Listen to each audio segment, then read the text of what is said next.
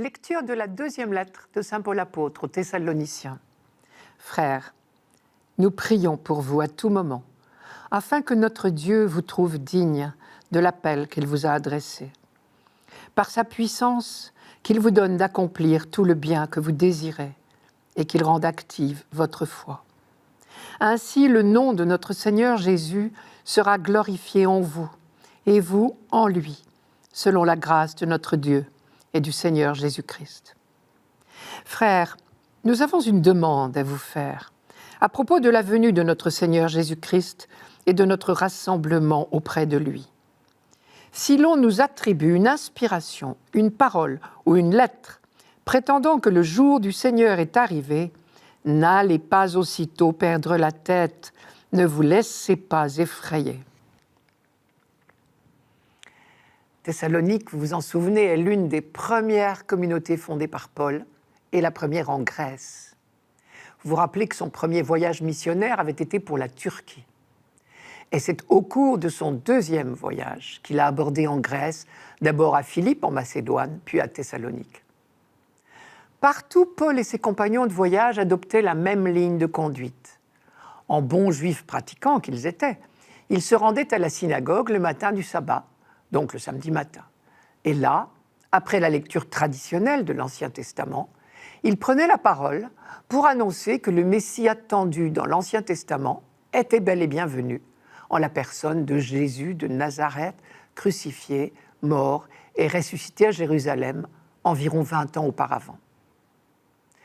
Et partout, les choses se passaient à peu près de la même manière. Un certain nombre de leurs auditeurs les croyaient et demandaient à être baptisés.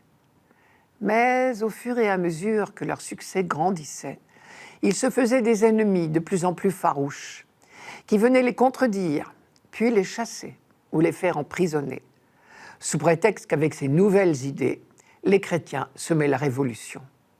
Et un jour ou l'autre, il fallait quitter la ville, en laissant sur place de tout nouveaux baptisés qu'on avait eu plus ou moins le temps de former.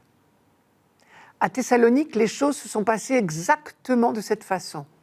Et si l'on en croit le livre des Actes des Apôtres, Paul n'a pu y rester que le temps de 3 sabbats, c'est-à-dire au maximum 3 semaines.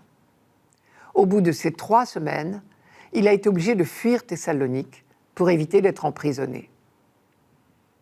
Les chrétiens tout frais de Thessalonique ont donc eu 3 semaines pour se convertir. Mais après cette prédication sûrement enthousiasmante de Paul, ils se sont quand même retrouvés un peu seuls face à leurs frères juifs qui refusaient cette conversion. Et voilà donc la première difficulté à laquelle s'affrontent les premiers convertis de Thessalonique. À peine baptisés, les voilà laissés seuls à eux-mêmes.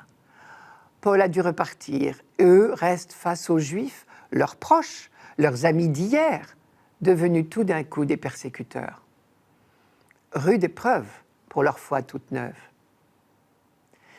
La deuxième difficulté de cette jeune communauté, trop vite laissée à elle-même, c'est de ne plus trop bien savoir où elle en est, de perdre la tête, comme dit Paul. Puisque maintenant on connaît le Messie, puisque le royaume de Dieu est arrivé avec la résurrection du Christ, puisque nous sommes dans les derniers temps, alors on laisse tout tomber.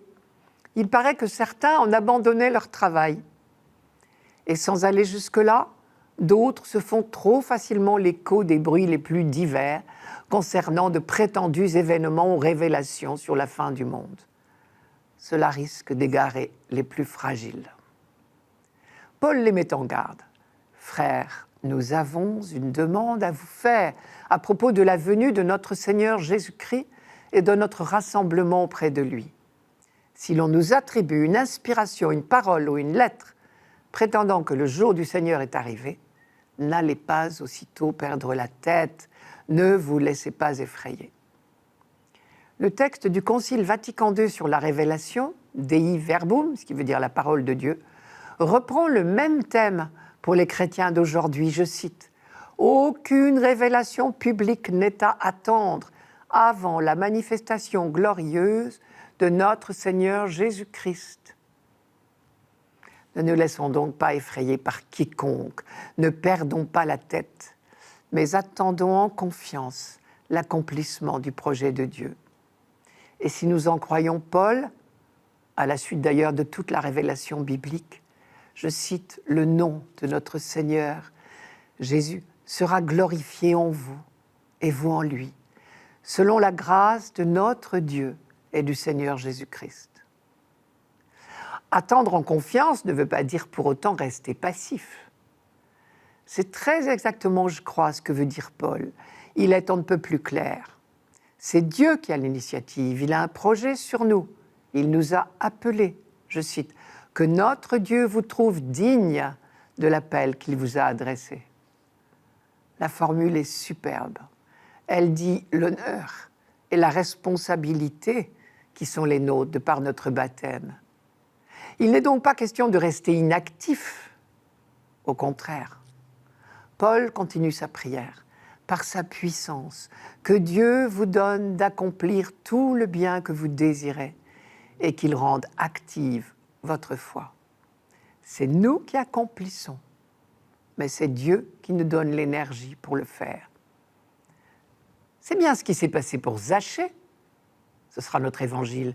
C'est Jésus qui a pris l'initiative de s'inviter chez lui, manière de lui proposer l'alliance avec Dieu au cœur même de sa vie concrète, peu conforme à l'alliance.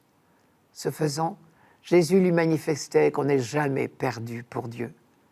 Alors Zachée a pu, dans un deuxième temps, changer de comportement et conformer sa vie au projet de Dieu. Avis aux Thessaloniciens et à nous-mêmes, Dieu nous appelle, à nous d'y répondre dans toute notre vie concrète. Il n'y a pas de temps à perdre.